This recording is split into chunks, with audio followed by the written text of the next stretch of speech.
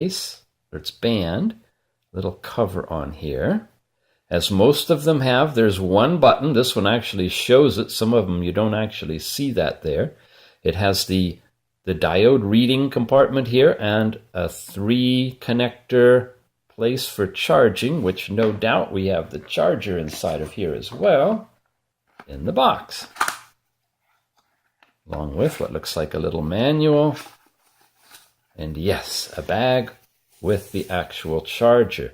Oh, okay. This is that different kind of clip-on thing. We saw that on one other one as well. I remember that. So there's your clip-on connector. Okay. I'm gonna guess that we do it like that. Yeah, that looks pretty solid. And then you plug that into your standard USB charger. Little awkward, definitely a different kind of approach. These are spring buttons. Hopefully the springs will last in there. And obviously with 3 connectors, you're probably not going to transfer data through a computer. So that's just for charging. Okay, what does the manual have to say? Smart BP HR bracelet. We have system hardware and equipment. This is what it comes with and how you prepare it.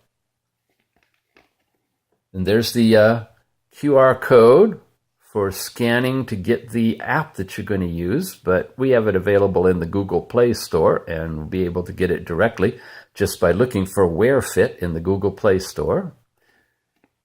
And more information, some Q&A, the overall specifications,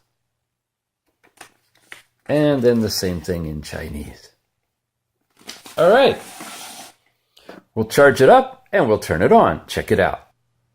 So we have some charge in the band, and it's showing an incorrect time because it's just turned on. It'll get its time from the Wear Fit app once we pair the watch or the band directly to the app. So we want to go in here and disconnect a bracelet and then link a bracelet. Make sure I got the right one. And we're looking at the F1, which is this one here. A lot of other things here on Bluetooth right now.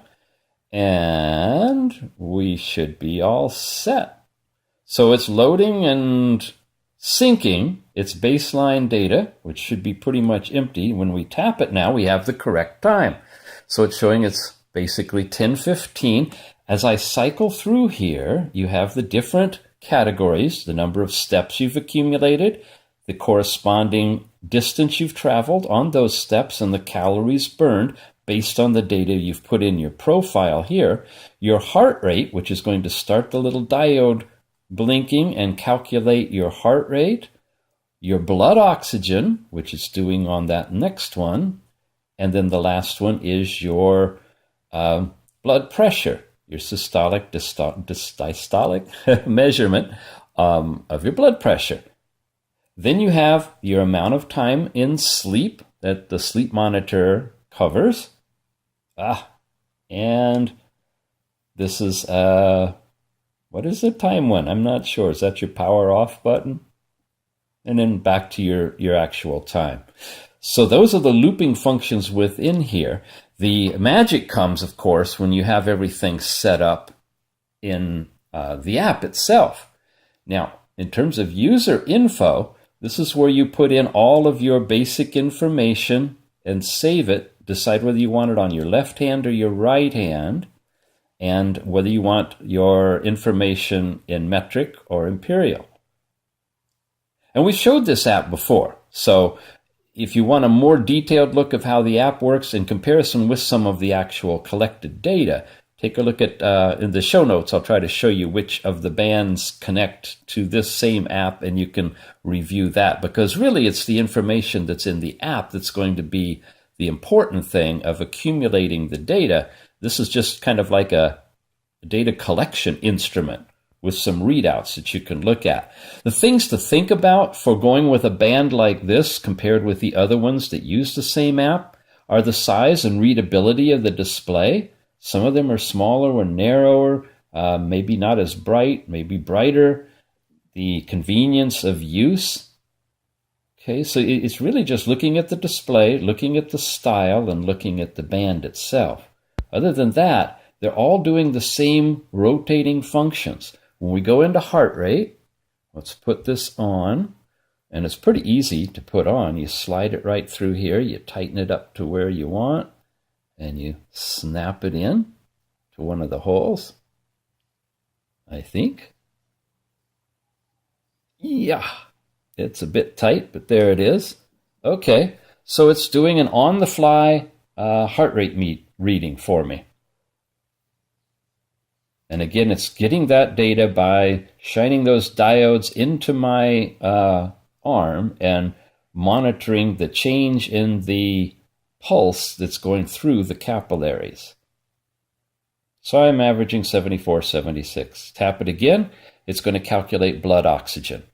Don't know how it's doing that, but, it's the similar thing when you put your finger in that little unit your doctor does to get your pulse rate and blood oxygen, or you can actually buy those at the drugstore. It'll calculate your blood oxygen as well. And I presume you can work with your blood oxygen content to monitor aspects of your health, especially if you're exercising, whether you're in the aerobic or anaerobic zones. There we go, we're kicking in. 98% it says. And then the last one is going to give us our blood pressure. Now let me start in on this. Like I said, I'm going to do a really in-depth video soon, but I'm learning more and more as more of these bands come in and more of your user comments come in. And really, I appreciate each and every one of you that leaves a comment under our videos that incorporate heart rate and blood pressure readings to tell us what your experience is. And it's running the gamut. I'm getting folks just jumping up and down saying it's fake, it's fake, it's fake. I'm getting others going, doggone, I was with my doctor. He did it twice, and I'm right on. It was the same as what my doctor's getting. Well, let me suggest this. We don't really know yet. And buyer beware. This may or may not be accurate. And, the cuffs that you put on and pressurize and get the readings on the cuffs, if you do 3 different readings, you're probably going to get 3 different reading results as well. There, it just vibrated, saying it's locked in at 123/81. I'd say that's reasonable for me for right now. I wouldn't say it's totally exact, but I'm not sure.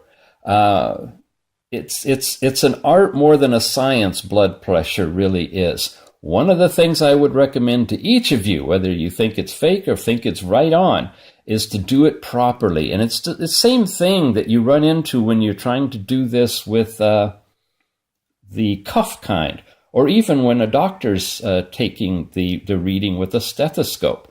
You want to make sure, and I'm not doing it correctly now, you want to make sure that your heart and your arm are at the same level. So the best thing is to hold your arm up at chest level.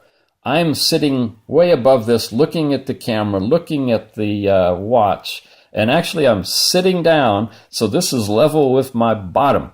And I'm not probably going to get as accurate a reading as I would if I had it near my heart level. Furthermore, even though I'm talking, I'm moving a little bit. And you're going to get the best reading if it's still, because whatever it's getting off of the wave that you've seen inside the apps that show you the actual heart wave itself and how it's discerning all of the information to calculate what the blood pressure is, all of that stuff works best if it's still. So you're not going to be jogging and measuring your blood pressure, swinging your arms, and expect to get any kind of a reasonable result. There, it just vibrated again. See? Different number, right? Now, if I put a cuff on, it's logical I could get exactly those same numbers wearing a cuff, maybe in a different order. What's interesting is it's not blasting out, coming in at 180 over I don't know, 110, and then coming in at 79 over 36, or, ridiculous numbers. The numbers it's showing are reasonable. Yet, it could also be alternative facts. If this is not truly measuring blood pressure and generating numbers based around statistical averages, well, shame on them for doing that, but I have no way to validate whether that quote, fake readings could be happening either. We're going to try to discern that through some tests with actual measuring equipment, the cuffs, things like that, and see how they stack up together and whether or not we can really find out the truth, if there is truth in blood pressure measurement. But for now, if you're interested in this one or any of them, use it with a grain of salt, and always, there you go, it beeped again, always rely on the medical profession's reading that they give you as your accurate blood pressure. Okay? Okay, so in this, you can set up your user information, whatever you want, your birth date, your height, weight, all of that, and then you can, of course, save that information. You can get your weekly health synopsis after you've worn the device for a long time, and it will calculate all of the data in here and present it to you in a health summary. You can shake to take a photograph, which is kind of bizarre. You press this, and it's going to open up the camera on your phone, and then you can see here you have a little icon, and at this point I'm off camera going to shake my wrist violently, and there you see it just suddenly froze and took a picture. That's what that does. It lets you take a selfie with this app, which is, I guess, kind of cool. You can put in a run. Now this will actually compute or gather the GPS data from your GPS module on your phone. And when you start the run, it's going to bring up a map of your location, and it will calculate your steps and all of those things actually on the phone. You're not using the watch for anything other than feeding the heart rate information, because all the other stuff is done through the phone itself, which is kind of nice. You can actually use this independent. If you're not after the heart rate information, you can use this app by itself without even buying the bracelet. The app is free, and play with the run thing. It's kind of nice. Device management lets you do all the things like setting up the reminders that you want. If you want it to vibrate when you get a call or a text message, the anti-lost reminder if you're separated from your phone, all these other things. In setting up a do not disturb zone of when it's not going to mess with you, so it's not vibrating in the middle of the night, that kind of stuff. The lift wrist to activate the bracelet lets you turn it, and it'll turn the time on. They always don't do that for me. Shucks. Okay, I'm going to turn it off, and then I'm going to turn it on. Then the hourly readings, so it'll automatically take a reading when you're wearing the bracelet every hour and accumulate those results for you. Maybe I shook it too hard. There, finally. It'll come up to the time, and of course you just simply tap to go to any of the measurements that you want. And then you can check for a firmware update to see if there's any. Version 3.0 is the current one. All right, it's not accepting that. Some of these units are tied in through the server system for update. Some of them aren't, and there's so many out on the market now that are tying in with the same app concept. So some will work, some won't for that. But that's pretty much it in a nutshell. I just gave it a trickle charge to get it going, so we're almost out of power on it. This is where you will actually see your daily reading information, and you can go into any one of these, like here, and I can do a single reading, and it tells you where you want to put the band, a little bit above your wrist itself. You say, I know, and it'll start doing the reading. I guess it should be up here. See, there really is something to the accuracy to make sure that you're actually using the device properly. So having it in the right place, having your arm in the right position, is pretty important if you want to have reliable data, as with anything. And that applies to this too. And that's not just the heart rate on this advanced band that does blood pressure as well. It's the heart rate on a basic smartwatch. All of them are coming with heart rate monitors on them. And honestly, the best way to take your heart rate is to stop moving, is to hold it at heart level, and stay still until you get a solid reading. And there you go. I got 75. Now, you can also go into the real-time reading, and I believe it's doing it. There you go. It's starting over again. And it'll calculate and present a real-time reading for you.